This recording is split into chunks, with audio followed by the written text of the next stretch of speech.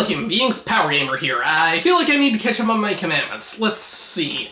No killing, yeah, that's a given. No adultery, you clearly never met Joe. No stealing. Okay, question, does that still count if I'm stealing from someone who already stole the thing that I am now stealing?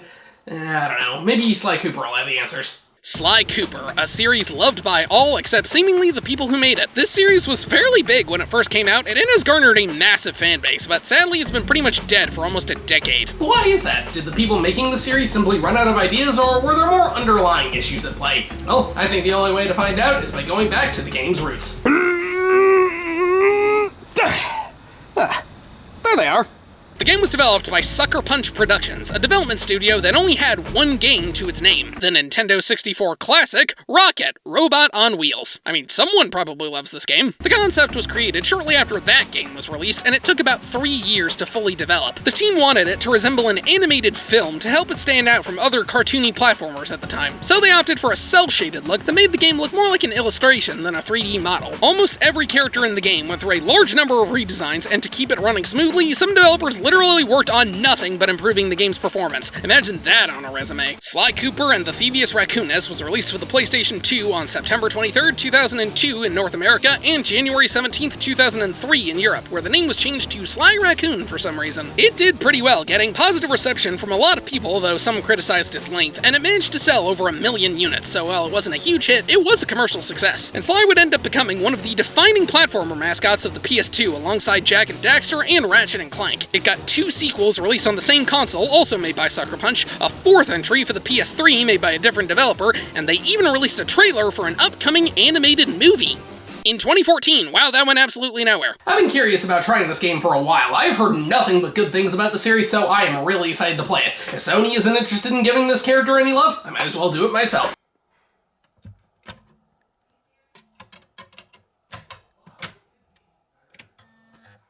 The game doesn't waste any time, as right when you hit start, you're thrown into the first level. You play as a raccoon named Sly Cooper, and the game opens with him sneaking into a police station to steal his file from Inspector Carmelita Fox, who I'm sure is the reason some artists are able to make a living. She tries shooting him with a lightning blaster, and a word of advice, you can jump behind the cop cars here. I didn't realize that at first. Sly manages to escape into his getaway van, and gives us some wonderful exposition. Sly comes from a long line of master thieves who don't steal from innocents, but instead steal from other criminals, since that's not only more fun for them, but it means this game doesn't promote pointless crime. The Cooper clan wrote down all of their skills in a book called the Thieviusraccoonus, but on the night Sly was set to inherit the book for himself, a group of master criminals known as the Fiendish Five broke into his house, killed his father, and stole the book. The Five tore the book into pieces and went their separate ways with its contents. Sly was then sent to an orphanage where he eventually met 2 of his closest friends who would end up becoming his partners in crime. Bentley the Turtle, who serves as the tech expert, and Murray the Hippo, who's the getaway driver. Every crime team needs a good getaway driver. Sly and Co. are now on a worldwide expedition to track down the Fiendish Five and reclaim the contents of the Thieviusraccoonus, all while avoiding Carmelita, who seeks to bring them to justice despite Sly's constant flirtation with her. It's a fairly straightforward story, but it does it really well. The characters are all very likable, and you really want to see Sly succeed with his goal. You can tell he has a lot of care and passion for his craft, despite it technically being illegal. I gotta say, I'm really glad the developers took a cel-shaded approach for this game's visuals. It looks fantastic. Because the game isn't trying to look realistic, it holds up a lot better than most PS2 games. The characters and environments look great, although the lighting can be a bit of an issue. The voice acting is pretty solid, but the sound mixing could have used some extra work. There are some moments where it's kinda hard to hear what the characters are saying. The soundtrack is great. The jazzy music really adds to the feeling of sneaking around, and it ramps up when you're fighting enemies. The gameplay of Sly Cooper is actually pretty unique. Much like Ratchet & Clank, it combines 2 seemingly different genres in a really smart way. It's a 3D platformer combined with a stealth game. That gives me an idea. Mario Gear Solid!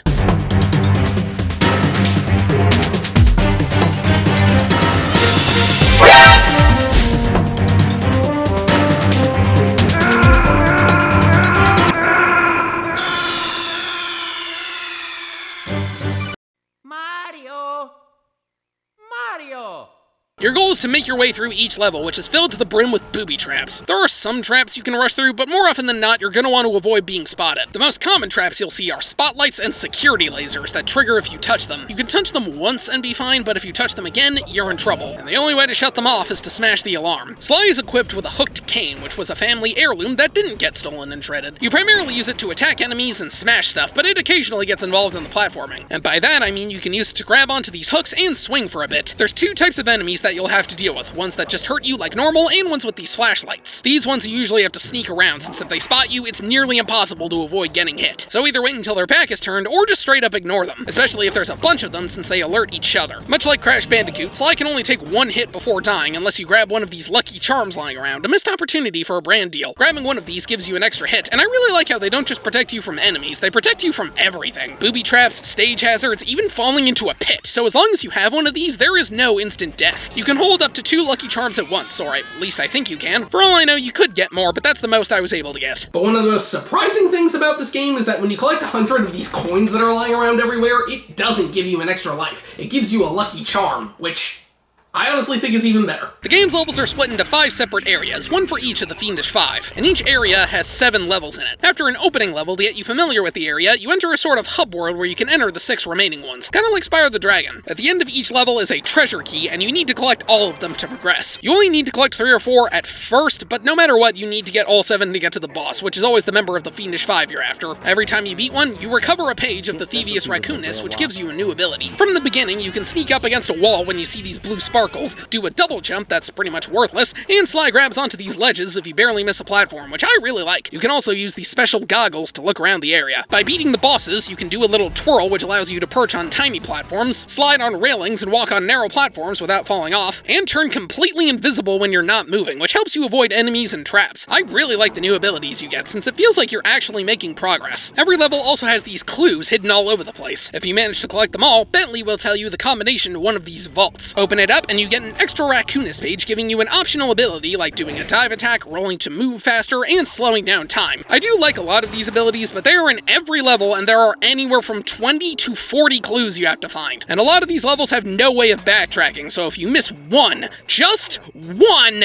you have to play the whole level all over again, which can get pretty tedious. The clues are a solid idea on paper, but in execution, they can be kind of annoying. Luckily, the levels are all really short, so it doesn't take that long to replay them. Sadly, this game suffers from the dreaded extra life syndrome. Every time you die, you get sent back to one of these checkpoints, and if you run out of lives, you have to start the whole level all over again. Thankfully, the game doesn't waste your time with a drawn-out game over screen or sending you back to the title. You just get one message, and then you're back in the game. I really love the variety of levels we have. The game is mostly based on real-world locations, so we get some very creative level designs. Most platformers at the time would use pretty standard level themes like a forest level, desert, water, lava, maybe a haunted house, stuff you'd expect. Here we do get some of those, like a swamp or mountains, but we also get city levels or ones meant to look like a casino. So the stuff you have to jump across always resembles a real-life object instead of just a random floating block for no reason. Don't get me wrong, I don't mind that most of the time, but it's nice seeing a platformer go the extra mile and actually think about how this stuff could really exist. And if this type of gameplay isn't your thing, don't worry, this is a mid-2000s platformer game, and you know what that means? Completely pointless mini-game levels! Yep, a handful of levels throw in completely different gameplay styles. We can't have you platforming the whole time. What do you think this is, a platform game? And hey, I don't mind some variety in my platformers, or any game really, as long as what's implemented is still fun. And sadly, I do not like most of these extra gameplay styles. They range from slightly tolerable to absolutely infuriating. It doesn't feel like they wanted to break up the monotony or try something new. This feels like variety just for the sake of variety. And I'm sorry, but say if I'm ordering a cheese sandwich, I just want cheese on it. If you shove paper in it for the sake of variety, then I'm not gonna be happy. Weird analogy aside, let's get more specific with these levels. Each one opens with a cool title card and a brief description of which criminal we're after. The first one is Raleigh, a frog who grew bored of his rich life and decided to become a pirate. After infiltrating the shore, you sneak aboard his boat and have to dismantle it from the inside by visiting places like the crew deck and the engine room. There's a lot of rotating platforms and furnaces you have to shut with your cane. And my personal favorite is this one where you have to sneak through the library in a barrel to avoid these dart blasters. The enemies all fit into whatever theme the villain is, so here you fight a bunch of pirates. We've also got got a level where you have to drive around in a submarine and shoot these crabs and treasure chests. Not very fun, but it's not frustrating either. Sly shoots himself out of a cannon to reach Raleigh's fortress, and after some banter, he grows giant. Jump around on these platforms while he hops after you. Eventually, he'll shrink and you can hit him with your cane. As the fight goes on, the platforms start to vanish and he sticks his tongue out. A decent fight, but nothing great. After you beat him, Carmelita shows up to arrest him and the Sly gang escapes. In between areas, you go to your hideout, but there's not really much to do here outside of rewatching cutscenes, selecting levels, and getting some brief dialogue from Murray. Up next is Mugshot, a bulldog who grew up in poverty and after seeing some gangster movies decided he wanted to be a gangster as well. I knew this media was a bad influence on our youth. These levels are in the desert, and you have to do things like scale buildings and infiltrate a casino. It's pretty cool. And we get another chase level with Miss Fox. The enemies are gangsters, and we have a level that combines everyone's two favorite genres, turret sections and escort missions. Goody, goody, goody! You have to man this turret as Murray runs through the area and snag the key and shoot anything that goes near him. It's honestly not that hard as long as he doesn't run into your line of fire. Get out of the way! But if that's not bad enough, we also have a race, because why not? You play as Murray and have to drive the van to beat these guys. You want to collect these nitro cans to get a speed boost, but it is so insanely picky on the timing. I swear, you have to play nearly perfectly if you want to win. Open up the door to Mugshot's room and you have to hit the mirrors to reflect sunlight on these lamps. All while he shoots at you, and yes, you can jump to avoid his shots. I'm specifying this because I thought you had to hide behind the lamps. Why, yes, I am an idiot. Snatches pages, Carmelita arrests him, and now we need to find Miz Ruby, a crocodile who was deemed an outcast because she was raised by voodoo witches. So she made an army of spirits and corporeals to become her slaves. I think some therapy sessions would have helped, but this is a swamp area, and these are some of the trickiest levels. You can't always see what's ahead of you, the enemies are all ghosts and monsters, and there's even a level where you run from a giant eel. It also has hands down the worst part of the game. It's a level where you have to drive around in this boat and light these torches with a flamethrower, but you also need to run over these piranhas for fuel. And literally everything about this is done wrong. The boat's controls are really loose, the piranhas are really hard to catch, they barely give you any fuel, there are way too many of these torches, they can be really hard to see so you can easily miss one, and worst of all, the time limit is way too short. This took me 20 freaking minutes. I absolutely hated it. There's also a level where you ride on this hover thing and shoot up enemies. It's okay, but nothing amazing. And finally, a level where you have to kill 30 chickens? Oh, hell yeah! Yeah, take that, you worthless pieces of poultry! Just don't touch the ones with the bombs, or else I am validated.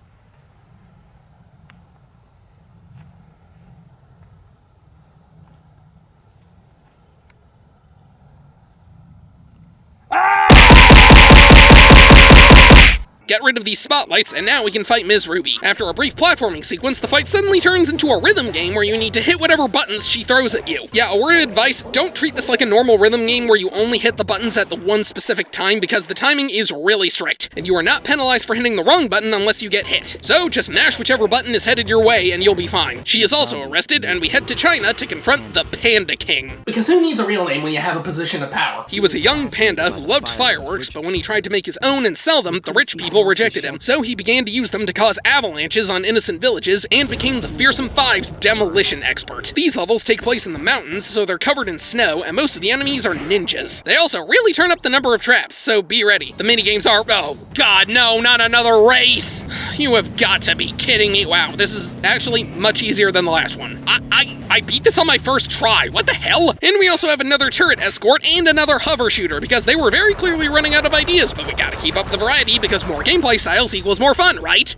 Right? Set off these fireworks, and the Panda King is the easiest boss in the game. Just avoid his kung fu attacks, which aren't that hard once you get the pattern down, and clobber him. He gets foxed, and the team flees again. They give the man some upgrades, and as Sly looks over the pages of the Thievius he notices a strange shadow in the background of almost every picture, which he believes resembles the final member of the Fearsome Five, Clockwork the Owl. They arrive at his volcano lair, and most of these final levels are a pain since they have no checkpoints. First you have to man the van's new turret and shoot mines, boulders, and falcon robots. Then you have to drive the van and collect 60 computers before these lava slugs do and hit them with the battering ram to get rid of them. And then Sly has to navigate through these traps to save Carmelita, who's been captured. Well, at least we're back to traditional gameplay. Then he gets captured, so Bentley has to save them by hacking into the security systems. Now the game is a bullet hell shooter, and you have to blast these things to get the keys inside. Problem is, there's an antivirus system you can't kill that's shooting at you. You do have a life bar, but that only works if you touch the barriers around the key. If the antivirus shoots you, it's instant death. After Bentley releases them, Sly and Carmelita form a temporary truce to take down Clockwork. Sly loses his cane though, so we get yet another turret escort, only it's Carmelita helping Sly instead of Sly helping Bentley. Now we get an actual platforming level again as the place starts to fill up with lava and you gotta move quickly. Grab Carmelita's jetpack and we can finally take on Clockwork, who reveals that he only let Sly live all those years ago to prove that the Coopers were nothing without their book. But as Sly states, the Raccoonus doesn't make great thieves. Great thieves make the Raccoonus. We also find out that he's been using his machinery to survive for hundreds of years to take out the Cooper clan. I guess he can do that. Honestly, this fight stinks. It goes on for way too long, not much happens, and if you die, you have to start the whole thing all over again. First you have to fly around with the jetpack, shooting these weak spots on his armor while he shoots at you, then fly through these rings he launches while hitting the weak points, and after he goes down, we have one last platforming sequence where you have to avoid traps and lava. Reach his head and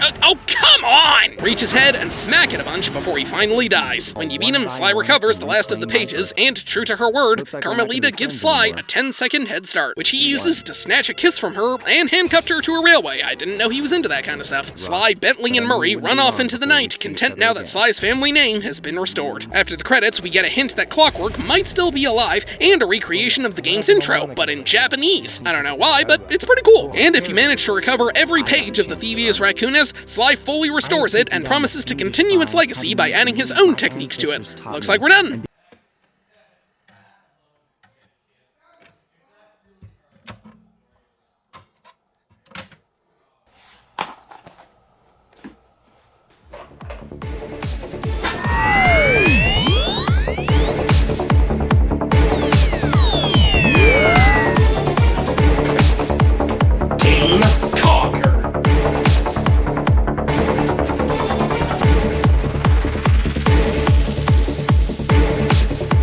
Sly Cooper is really fun. I just wish they put more focus in the right areas. The boss fights range from okay to pretty lame, and most of the extra gameplay styles add nothing but frustration. But the core gameplay, for the most part, is a lot of fun, and I've heard the sequels improve on a lot of areas. It only takes about 6 to 7 hours to go through the main game, plus a couple more if you want to grab all the clues. So I would recommend checking it out, but I'm just gonna assume the sequels are better. Or maybe they're not, I don't know, I can't see the future. If I could, I would have bet on all those horse races.